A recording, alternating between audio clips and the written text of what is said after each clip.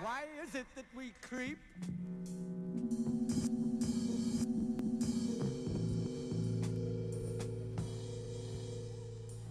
Why is it that we seek, and seeking do not find, or finding do not know? The coronavirus and its subsequent consequences have drastically changed the landscape of how people interact with each other, possibly forever. I wanted to look through a familiar lens of a resilient culture to see where life prevails in this blanket of uncertainty. Skate parks have always carried a stigma of lawlessness and debauchery, a prejudice that's impact left a safe space for creatives and misfits. New graffiti is still added, and art absolutely imitates life. In this blanket of uncertainty, people seem to find even more reason to be noticed. Humans cannot help but make their mark and stand out among the rest. But as situations worsen, precautions have to be implemented.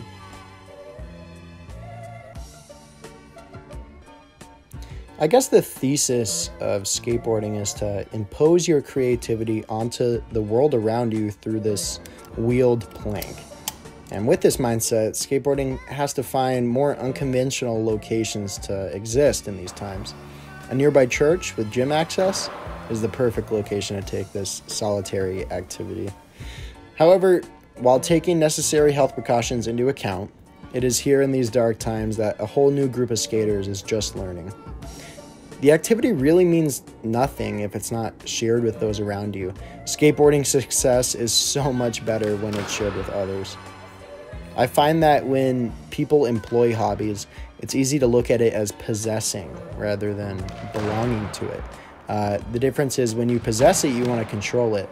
But when you belong to it, you enjoy what times you get out of it and make sure they're better for those after you. Because it's a cool hobby, and I've always been kind of a poser, and I thought it was about time. Now, skateboarding isn't the end-all be-all so much as a great quarantine activity with even better side effects. But for what it's worth, skateboarding is unfortunately an inherently destructive activity.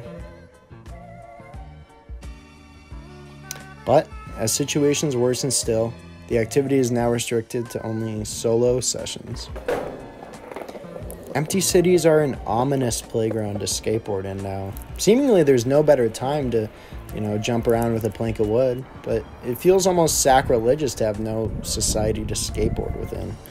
I was listening to Tony Hawk, the world's most prolific skateboarder, talk about his beginnings in skateboarding, most notably about how it did not come to him naturally at all. He had to actually work really hard just to grab the basics. And I think that says so much about what skateboarding is and what it means in the context of these really troubling times. Riding around on a plank of wood is by no means natural at all, but it's fundamental to the human disposition to see the environment around them, to change it, and to navigate it in their own way. Amidst all this is an acknowledgement of mortality, the risk of taking a slam just for this very strange activity. Most of all, I see it as real-time failure practice.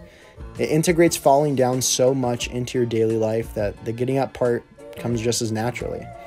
If everyone quit the first time they failed at something, there would be no one good at anything at all. And I find that in these especially hard times, there's no more needed time to practice. So stay healthy, grab a board if you can, but most of all, and in your own way, just keep pushing.